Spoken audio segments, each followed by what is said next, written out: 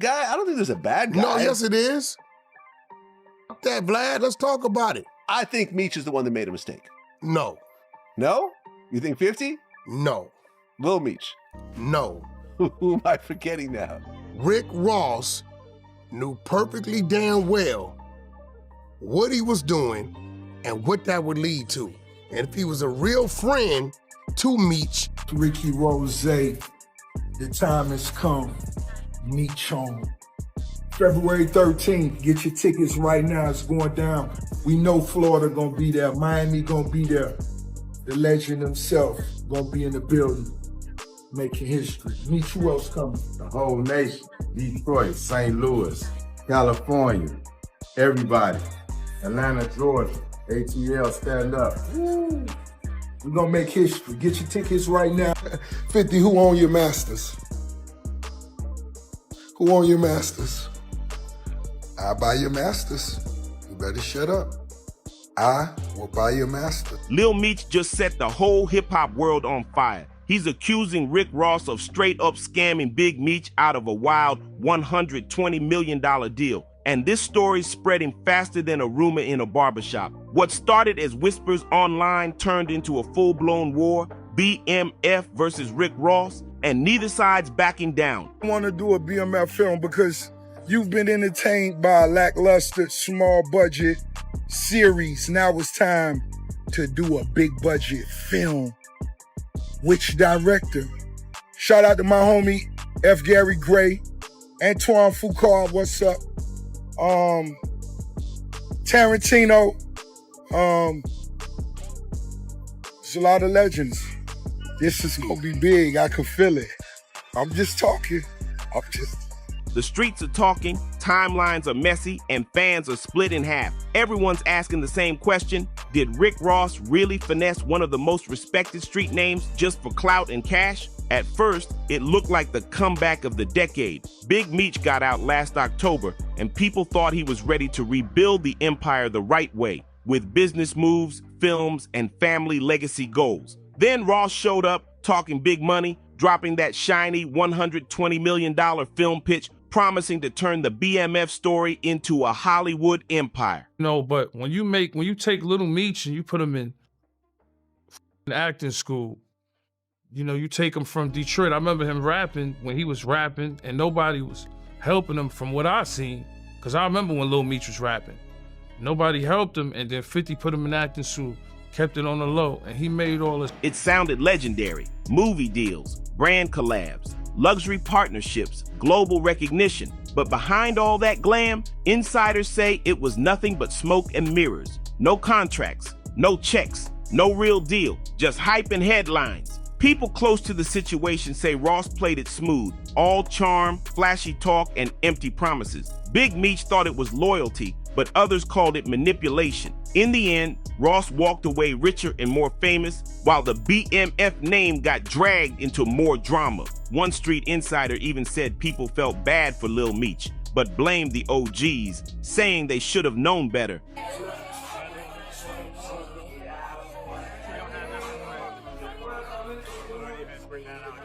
This wasn't friendship, this was business. And in business, loyalty doesn't protect you from getting played. Meanwhile, 50 Cent, the man who built the real BMF legacy through his hit show, wasn't staying silent. He funded the series, paid for Lil Meech's acting lessons, and gave him the platform that made him a star. 50 treated that story with respect, turning it into a cultural hit. But then, out of nowhere, Lil Meech started rolling with Ross instead of the man who made him. That's when the quiet war turned loud. 50 started clowning Ross online. Classic 50 style. He joked about Ross sending Wingstop wings to Big Meech's prison, but beneath the laughs was a sharp message. Ross wasn't helping the legacy, he was leeching off it. Then 50 went for the jugular. He claimed Lil Meech was showing up to set intoxicated, throwing up in training, and losing focus. He even said he found whippets in Meech's truck, joking that he had to Google what they were. It was messy, but the message was clear. 50 wanted everyone to know. As for Lil Meech, I don't feel bad for no grown man on this planet. Like, I'm a grown man. Why the f I gotta feel bad for another grown man? Like, you a grown man too. What you asking for my sympathy for? You be alright. He was the only one acting like a grown man, while others were playing games with the BMF name. And through all that noise, Lil Meech kept posting pics, smiling next to Ross in clubs, pretending everything was smooth. But fans weren't fooled anymore. They started calling the whole partnership fake, built on ego and smoke. Soon, the tide turned. People started switching sides, and even Tony Yayo reminded everyone that 50 had Meech's back since day one. No gimmicks, no fake loyalty, just real support. But after picking sides, Lil Meech started feeling the heat. Money slowed, fame dipped, and frustration showed. I don't think there's a bad guy. No, yes it is. That Vlad, let's talk about it. I think Meech is the one that made a mistake. No, No? You think 50? no, Lil Meech.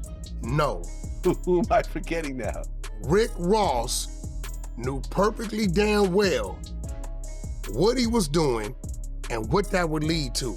And if he was a real friend to Meech, unless he was looking to get 50 out the way, he would have dealt with Meech in the shadows, because he knows me and this dude who is gonna react if he sees me dealing with this dude that he has business with. And there was a lot of business left to be done, right? Rick Ross, bro, could have done whatever he was gonna do in the shadows if he really honored and respected Meech. Trust me, Meech wished none of this was going on. Then Michael Rainey Jr., known as Tariq from Power, jumped in with a viral comment that broke the internet. He said he didn't feel bad for either Meech, that grown men should have seen this coming. That line spread everywhere, and social media went crazy. Ross tried to play it cool, shouting out concert dates like nothing happened. February 13th, get your tickets. Miami, Detroit, a TL exclamation mark. But once 50 saw that, he snapped again, and the drama hit a whole new level. Michael Rainey Jr. wasn't the only one calling it out. People doubled down behind his comments, saying it proved weak loyalty and bad judgment. The message couldn't have been clearer. Lil Meech chose clout over loyalty, and Ross was once again feeding off another man's name. And truth is, this wasn't Ross's first time pulling a move like that. I wasn't gonna address this, because I'm not trying to let nobody trick me off the streets. But I never folded, never told, never will. Death before dishonor, always with me. So I'm doing this for my loved ones and the support of my friends and family. Insiders said he's got a history of leaving his own crew stranded, even letting his people get jumped in Canada just to test their loyalty. Cold, calculated, classic Ross. Then right on cue, Ross tried to flip the story again. He announced some so-called big-budget BMF movie, claiming it would top 50 Cent's TV version, even dropping wild names like F. Gary Gray and Tarantino. But come on, that sounded like pure cap. People were already talking about the Big Meech concert being canceled, yet no one was pointing fingers at Ross for it. It was just more of his usual talk loud, stay viral, and keep that spotlight glued to himself. But that's when things shifted. The hip-hop world started to see through Ross's game. Whack 100 jumped into the mix and went off. He called Ross the real villain in this whole story and didn't sugarcoat a thing. Have you ever seen anybody confront Rick Ross about you? Not in person, no. Anytime I'm around, he disappears. But is there any video of anybody like, hey, why are you running around with this dude's... Wack said Ross was never loyal to Big Meech, just a manipulator using the BMF name to take cheap shots at 50 Cent. He said if Ross really respected Meech, he'd have handled everything quietly. No cameras, no fake flexes. Instead, Ross turned it into a circus, a one-man show built on loud talk and louder ego. Every post, every announcement, every appearance, all about him, not the BMF legacy. It became crystal clear what Ross's real mission was: keep the spotlight burning on himself. He paraded Big Meech's name like a trophy, milking the connection to boost his own image. Is there anything about Ross and his career that you have any respect for? Oh, no, there's nothing there. There's nothing there. I never wanted to work with him. And that said it all. Ross wasn't moving for the culture. He was moving for attention. From day one, he played both sides, hyping Meech up with million-dollar talk while the only empire really growing was his own brand behind the scenes. He even drove a wedge between Big Meech and 50 Cent, the man who actually built the BMF TV empire and gave the name new life. But when the smoke cleared, all that was left were broken promises, viral headlines, and nothing real to show for it. Then Ross hopped online bragging about buying people's masters, even mocking 50 Cent by name, saying he could buy his catalog anytime he wanted. Then Ross threw shade at Lil Meech too, claiming 50 Cent had to pull him out of Detroit just to teach him how to act. It was a slick way to humiliate both of them, but really, it just showed Ross's obsession with always being the loudest in the room. When the spotlight dimmed, he dipped, completely ghosted Meech when things got rough. And that's when the whispers started flying. Insiders started saying Ross was the reason Lil Meech's Welcome Home benefit concert got canceled. Fans originally blamed 50, but those close to the situation said otherwise, that Ross didn't want Meech to get his momentum back. He wanted him quiet, off the stage, and out of the spotlight so he could keep pretending he was the one carrying the BMF legacy online. To the streets, that was betrayal. Plain and simple. Using another man's struggle as a marketing move, Ross allegedly traded Meech's name for clicks and hype, and once the buzz died down, he vanished. Lil Meech tried clapping back online, calling 50 an internet gangster, saying he was hiding behind social media for attention, but nobody bought it. Fans saw right through it, saying Meech was just cleaning up the mess Ross left behind. By that point, the internet had a field day, memes everywhere, jokes nonstop. People started clowning the whole situation, calling Meech the young dude who got played in his own movie. Painful to watch, but it showed how fast the industry flips when loyalty and money start mixing. And Ross's track record, it made the picture crystal clear. Every time he links up with someone respected, something messy follows. Deals fall apart, loyalty fades, people get left behind. The same cycle every time. Just look at Maybach Music Group, Meek Mill, Whale, Gunplay. All those names once stood proud under Ross's wing. But behind the flashy success came shady paperwork, missing checks, and growing frustration. Stories piled up. Ross smiling in public but controlling everything in private. Ego over teamwork, control over collaboration. After a while, that pattern was impossible to ignore. Ross knew how to move the chessboard, always boosting himself while others got caught in the crossfire. And let's be real, if Ross truly cared about BMF, he would have built with Big Meech the right way, quietly, respectfully, honoring that legacy. But instead, he went public knowing 50 Cent would respond. Because this wasn't just business anymore, it was pride and power. 50 wasn't just protecting a show, he was defending a brand he built from scratch, something real. And Ross, he was poking the bear, chasing clout, and stirring chaos just to stay in the headlines. Even Meek Mill, once considered Ross's right-hand man, had to back away after realizing MMG wasn't built for everyone to win. The spotlight was only big enough for one Rick Ross, and now that same playbook's being used on Big Meech and Lil Meech. That so-called $120 million empire that was supposed to change their lives, a ghost deal, nothing real behind it. Meanwhile, Ross walked away with another round of interviews, followers, and free publicity. Business as usual. People started connecting the dots. Every time Ross's fame dips, he latches onto someone with credibility. He did it with Drake back in the MMG era,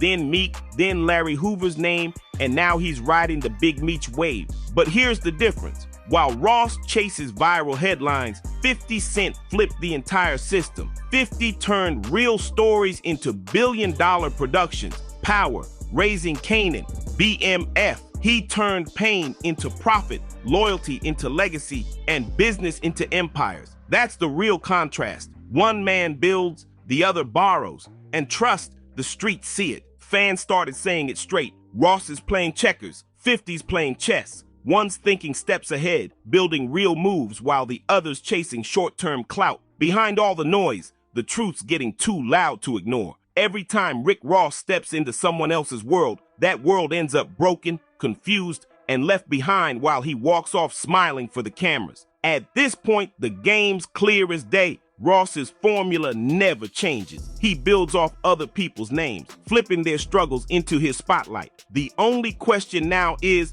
how many more people gotta fall for it before they catch on? Because one thing's certain, Every time someone stands next to Ross, loyalty fades fast, but clout always stays. Look back at his whole career. This pattern's been there since day one. He didn't start it with Big Meech. It goes all the way back to the real Rick Ross, the original drug kingpin whose name he took while the man was locked up. He built his entire rap identity off another man's story. The real Rick Ross even took him to court to get his name back, but the rapper didn't care. He doubled down, turned that myth into millions, and made the brand bigger than the truth. He took another man's reality and spun it into a superstar persona, and he's been doing it ever since. Then came the Larry Hoover name, dropping the Chicago legend in lyrics, visuals, and interviews like it was another marketing tool. These weren't just shout-outs, they were calculated plays, using real men who built power from the streets to boost his own image. And now, he's doing it again with Big Meech, another legacy borrowed, twisted, and packaged for profit. But this time, the streets are watching closer than ever. They see how Ross turns real pain into content, loyalty into viral clips, and legacies into marketing campaigns. And while Ross might keep winning the attention game, the people he links with always end up losing something: respect, reputation, or peace. Meanwhile, 50 Cent's name just keeps climbing higher. While Ross plays loud and flashy, 50 stays quiet, stacking projects, flipping stories, and building real value. He's not chasing validation, he's building empires. 50 Cent warned everyone about Rick Ross years ago, calling him a fraud. And now everything 50 said is coming true in real time. Fans got receipts, screenshots, and old interviews proving Ross moves for attention, not authenticity. One viral comment summed it up perfectly: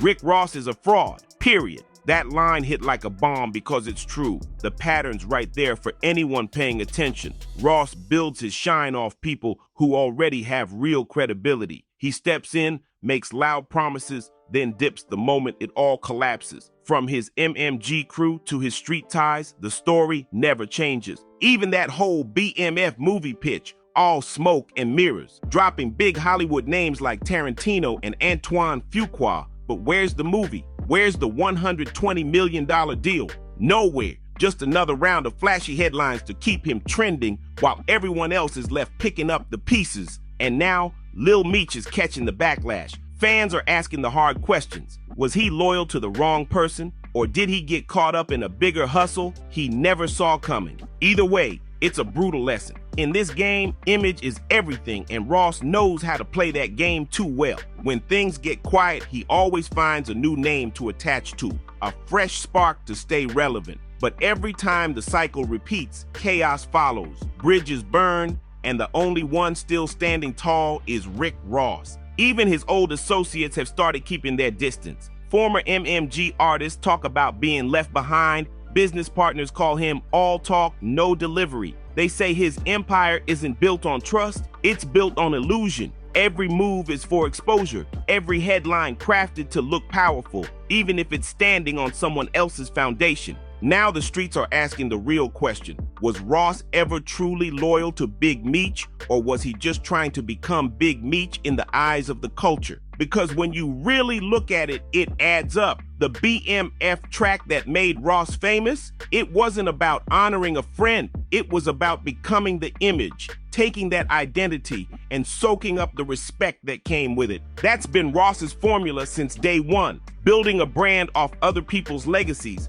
other people's stories, and other people's pain. The fame might be real, but the foundation, pure illusion. The sad truth is, Big Meech's name deserved way better. His legacy was supposed to stand for redemption and rebirth, not drama and confusion. But once Rick Ross stepped in, everything flipped. The message got twisted, and the focus shifted from rebuilding a legacy to chasing clicks and attention. Now that it's all falling apart, even fans are seeing how deep it really goes. They're calling it what it is: manipulation, ego, and clout addiction. So what's next for BMF? Can Lil Meech rebuild the trust he lost? Can Big Meech reclaim control of his name and rewrite his story the right way? Only time will tell. But one thing's for sure, 50 Cent's words keep echoing louder than ever. Real ones build, fake ones borrow, and right now, the streets know exactly who's who. If you've been keeping up with this madness, Drop your thoughts in the comments. Who's really winning this war